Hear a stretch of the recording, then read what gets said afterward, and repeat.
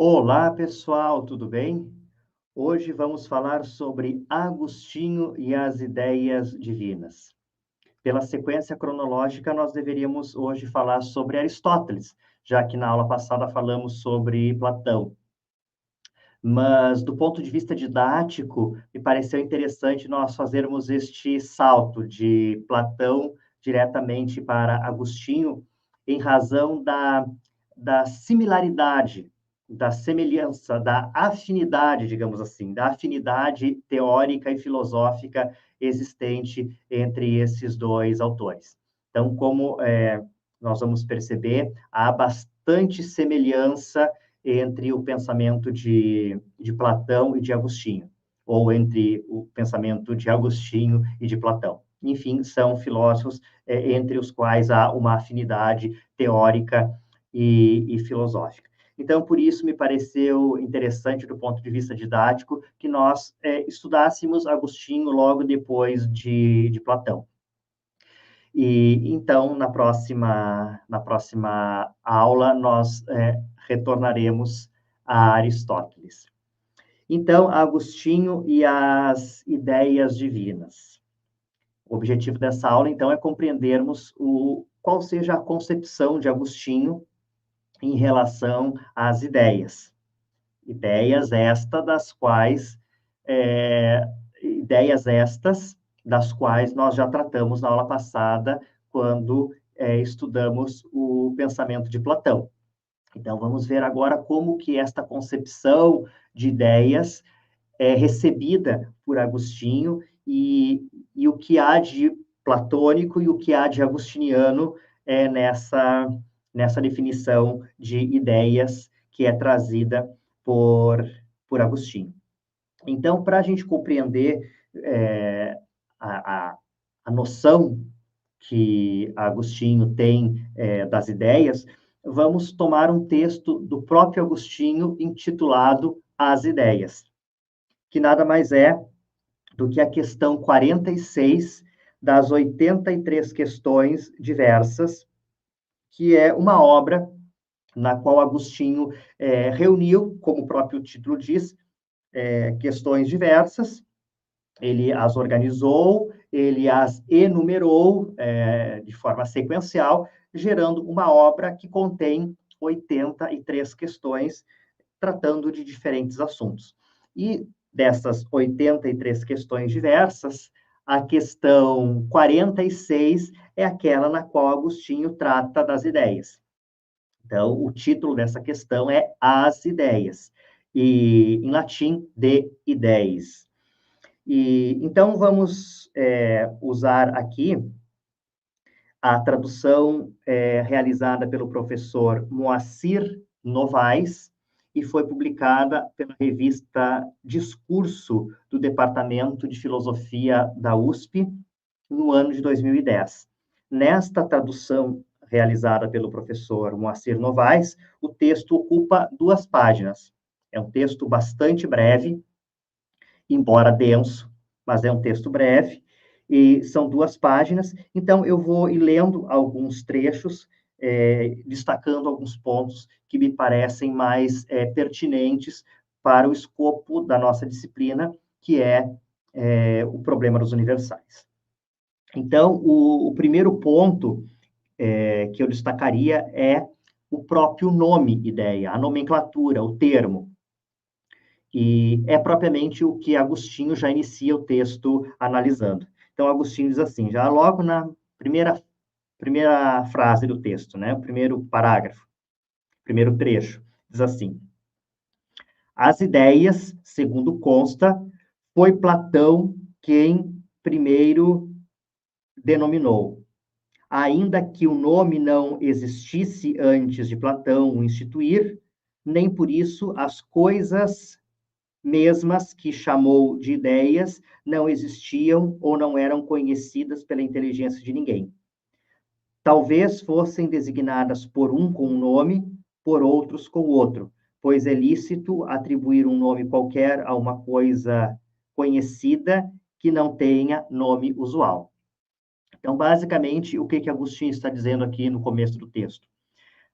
Platão inventou, cunhou o termo, o nome, a nomenclatura, ideia, ou no plural, ideias. Mas isso não significa que Platão tenha, obviamente, criado a coisa que o nome ideia, a coisa a que o nome ideia se refere. Então, as ideias, enquanto coisas, né, enquanto uma realidade ontológica, metafísica, que seja, elas, obviamente, já existiam antes de Platão dar a elas este nome. É isto que Agostinho está dizendo. O que Platão efetivamente fez foi criar o nome, criar o termo, a nomenclatura, ideias. Então, este é o primeiro ponto. Enfim, depois ele segue discorrendo um pouco mais sobre isso, e no fim desse primeiro parágrafo, Agostinho diz: basta de falar do nome, vamos à coisa. Então, Agostinho já considera suficiente em relação à terminologia assinalar que Platão tenha sido aquele que criou o termo, né, criou o nome, e agora Agostinho pretende passar para a análise do que seja esta realidade. Uma coisa é o nome, outra coisa é a coisa, né? Então, Agostinho já citou aqui qual seja o nome, a nomenclatura criada por Platão. Então, agora ele passa para a análise do que seja a coisa. Para isso, ele começa discutindo a tradução do termo, para que ele possa, então, partir para a definição. Então, em relação à tradução, esse é o segundo ponto que eu gostaria de destacar. Em relação à tradução, Agostinho diz assim: ideias podemos exprimir em latim como formas ou espécies, se quisermos verter literalmente. Se a chamarmos de razões, nos afastamos da tradução exata, pois razões se denominam em grego logoi e não ideias. Mas quem quiser usar esse vocábulo não se desviará da coisa mesma. Então, basicamente, Agostinho está dizendo o quê? A tradução literal para ideias, que em grego é eidos, né? A tradução literal de ideias seria formas ou espécies, que em latim são palavras muito parecidas com isso, é forme e species, ou species. Então, formas ou espécies, se quiser traduzir literalmente. Não seria uma tradução tão literal traduzir ideias como razões, rationes, já que razões em grego é logoi, e não ideias. Mas Agostinho diz, ainda que se traduza ideias por razões, não se desviará da coisa mesma, né? da coisa a que o termo ideia se refere. Então, dá para traduzir ideias tanto como formas ou espécies, e assim traduzi-la de forma mais literal, como também é possível traduzi-la como razão. Então, este é o segundo ponto, né, em relação à tradução. E aí, o terceiro ponto, que é o aspecto central do texto, que é propriamente a definição de ideias trazida por Agostinho.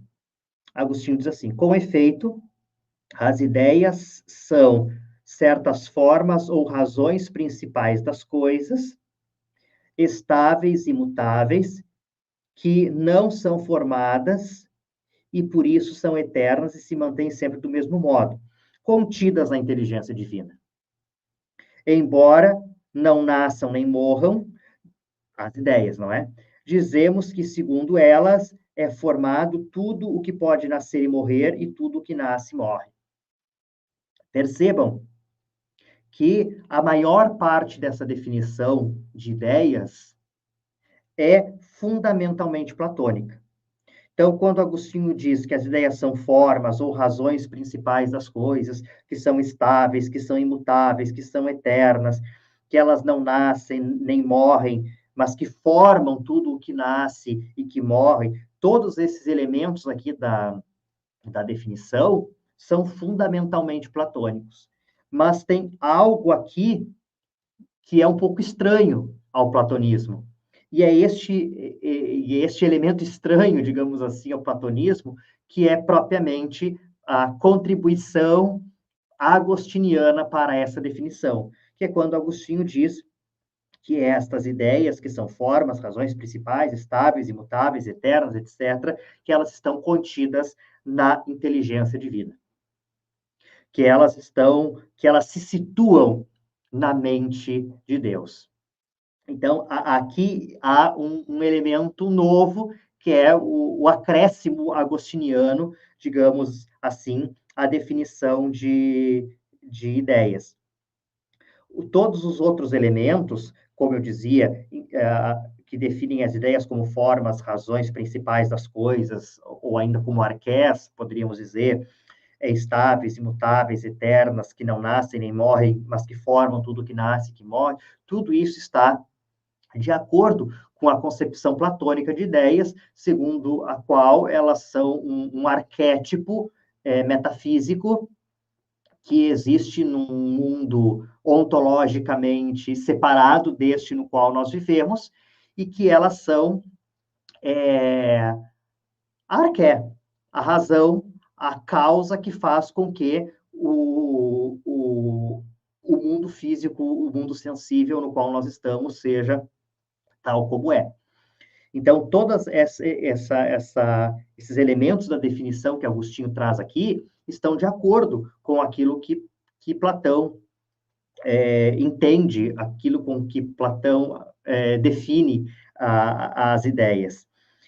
O que Agostinho está trazendo de novo aqui, a novidade agostiniana, é dizer que essas ideias não estão meramente num mundo metafísico, num plano ontológico que se opõe ao nosso, mas que elas estão na inteligência divina, que elas se situam na mente de Deus. Daqui a pouco eu vou retornar nesse ponto. Então, este é o terceiro ponto que eu gostaria de destacar, é a definição. Primeiro falamos do nome, né, da nomenclatura, da terminologia criada por Platão, depois as possíveis traduções, e agora a definição. Um quarto ponto que eu gostaria de destacar desse texto de Agostinho é, digamos assim, como que nós poderíamos acessar as ideias, ou como Agostinho diz aqui, como que nós poderíamos vê-las, enxergá-las, como que nós poderíamos conhecê-las, acessá-las. E Agostinho diz assim, nega-se que a alma possa vê-la, salvo a alma racional, com a parte em que se sobressai, isto é, com a mente mesma ou razão, como se com uma face ou olho seu interior e inteligível. Então, basicamente, Agostinho está dizendo aqui que nós enxergamos, que nós vemos, que nós podemos acessar e conhecer estas ideias através deste olho interior, que nada mais é do que o nosso intelecto, a nossa inteligência, em última análise, a nossa alma racional. Então, é pela nossa racionalidade que nós podemos acessar essas ideias. Isso aqui também não difere muito do pensamento platônico, tanto que o mundo das ideias, ele é chamado de mundo inteligível justamente porque é pela inteligência, pelo intelecto, que nós podemos acessá-lo. É basicamente isto que Agostinho está dizendo aqui.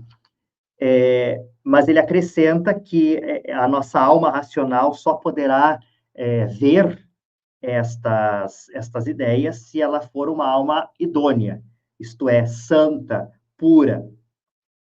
Somente nessas condições que a alma racional poderá ver as ideias. Então, este é o quarto ponto, né? É racionalmente, intelectivamente, que nós podemos acessar estas ideias.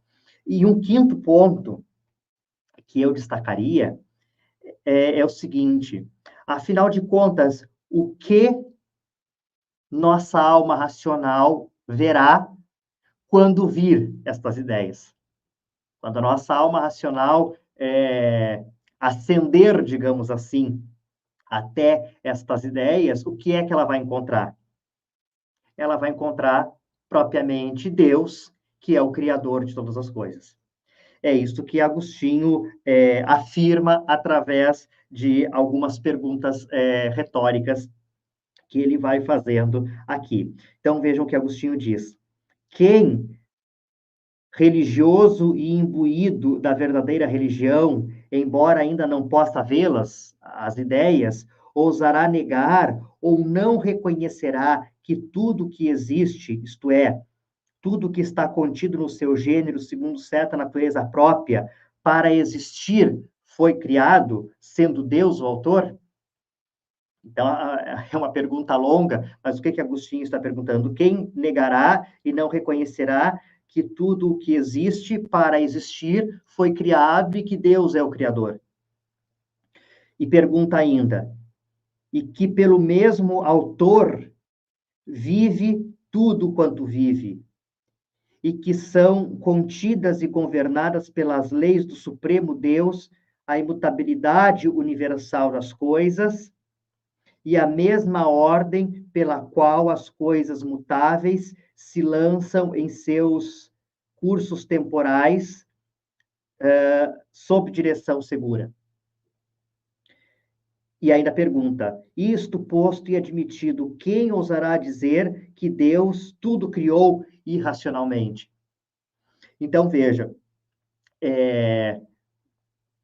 quando a nossa alma racional, idônea, santa, pura, vir as ideias, o que ela verá efetivamente é Deus, que é o Criador de todas as coisas, que é aquele que faz com que tudo viva e faz com que tudo se mantenha no seu viver, que faz com que governa todas as coisas numa imutabilidade universal e, e, e, e verá que há uma racionalidade em tudo isso.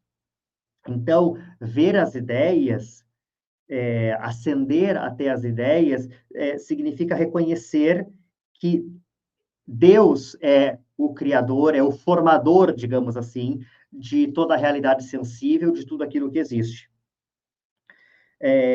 E aí Agostinho continua: tudo foi criado com razão, mas o homem não com a mesma razão que o cavalo, pois é absurdo supor isso. Assim, cada coisa é criada nas suas razões próprias. Então, esta universalidade do ser, que é eterno, que é imutável, que é estável, que é o arquétipo, que é o protótipo de tudo que existe neste mundo sensível, que é o logos, que é a racionalidade, que é a forma, que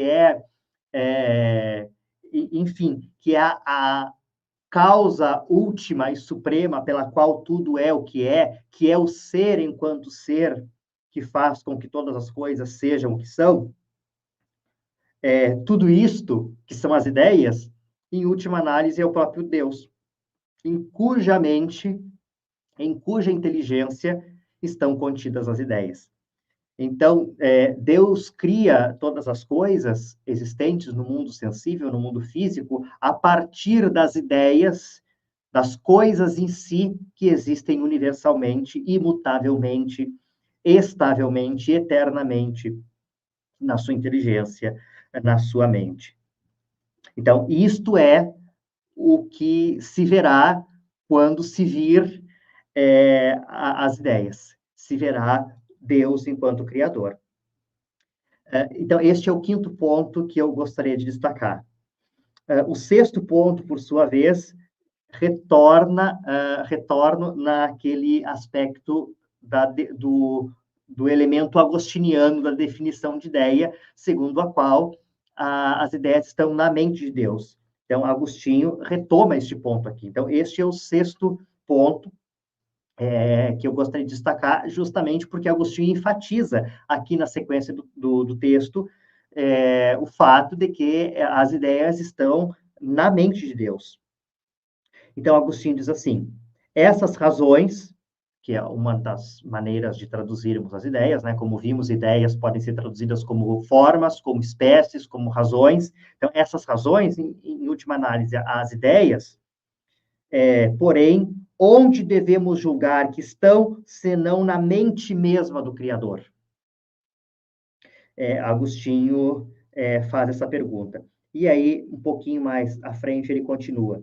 Se as razões de todas as coisas serem, ou melhor, se as razões de todas as coisas a serem criadas e já criadas estão contidas na mente divina, e na mente divina nada pode ser senão eterno e imutável, e as razões principais das coisas, Platão denomina de ideias, então não somente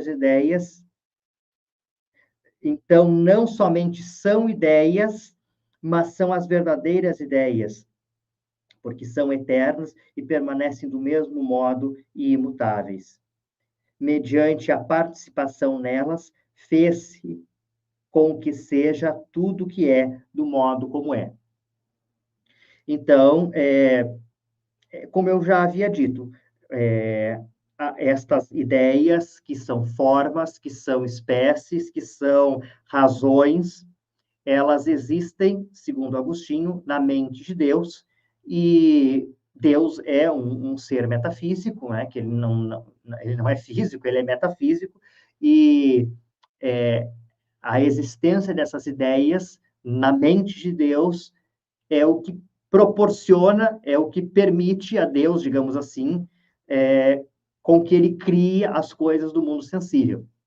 Ou em outras palavras, cada uma das múltiplas realidades singulares, particulares, individuais, que existem no mundo sensível, no mundo físico, elas recebem a sua existência na medida em que foram criadas por Deus com base nesta ideia eterna, imutável, universal, existente na mente do próprio Deus.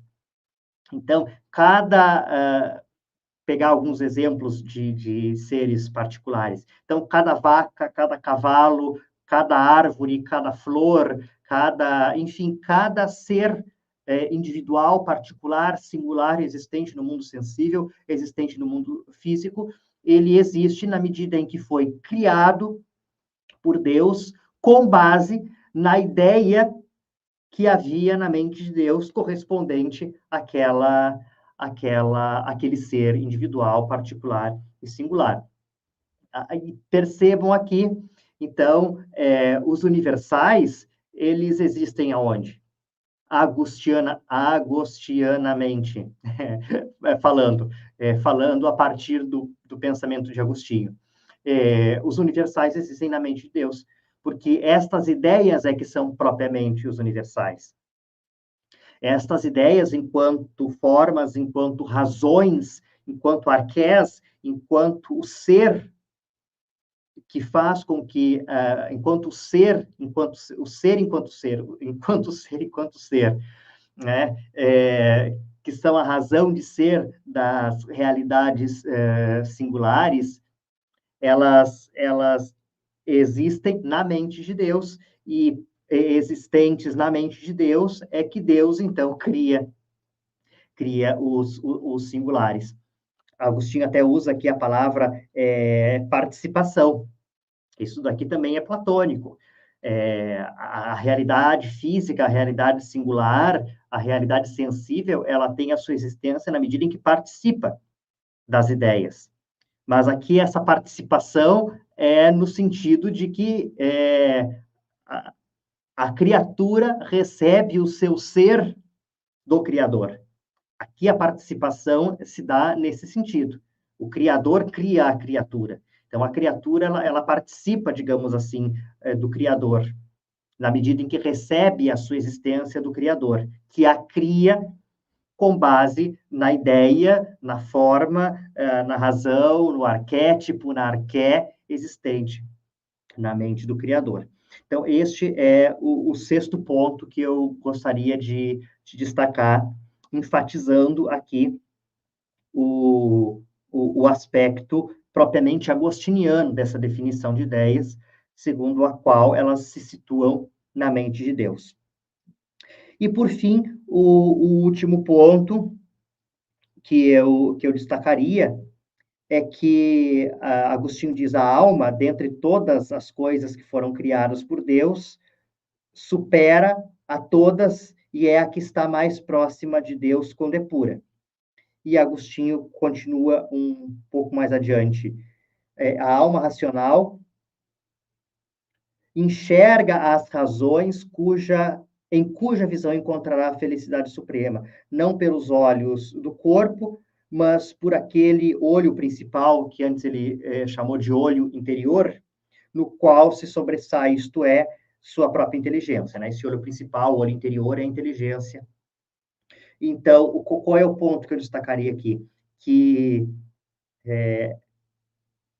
contemplar, ver, acessar essas ideias e, em última análise, o próprio Deus enquanto Criador, aquela alma que fizer isto encontrará aí a felicidade suprema. Então, este é o ponto, né? Reconhecer que Deus é o Criador de todas as coisas e que Ele cria tudo o que existe com base nessas ideias existentes na sua mente, na sua inteligência, isto é o motivo de uma felicidade suprema para esta alma. Então, destaquei aqui uns 7 pontos que me pareceram mais importantes, mas, sem dúvida alguma, o mais interessante, o mais pertinente para o escopo da nossa disciplina é entendermos que tudo aquilo que Platão diz a respeito das ideias, enquanto realidades metafísicas, enquanto um plano ontológico separado deste mundo sensível no qual nós estamos, tudo isso Agostinho aloca, digamos assim, na mente de Deus, na inteligência divina. Então, este é o ponto. Então, onde que estariam os universais? O que seriam os universais para Agostinho? Seriam propriamente estas ideias, estas razões, estas formas que existem na mente de Deus. E são universais porque cada um dos seres individuais, cada um dos seres particulares, cada um dos seres singulares recebe a sua existência na medida em que participa desta realidade universal, que são as ideias existentes na mente de Deus. Ou, dito de outra maneira, recebe a sua existência ontologicamente falando, na medida em que é criado por este Deus criador, em cuja mente, em cuja inteligência estão contidas essas ideias. Bem, pessoal, recomendo que vocês leiam esse texto. Como eu disse, é um texto bastante breve, são 2 páginas. Eu procurei destacar aqui alguns aspectos mais relevantes, enfatizando alguns pontos, mas é interessante que vocês façam a leitura, uma vez que o texto está traduzido para o português e está disponível, como eu disse, na revista Discurso, do Departamento de Filosofia da USP, publicado no ano de 2010, o número 40 desta revista, com tradução do professor Moacir Novaes. Na próxima semana, então, voltamos uns séculos para falar de Aristóteles e vermos um pouco qual é a concepção do Stagirita a respeito dos universais. Até breve.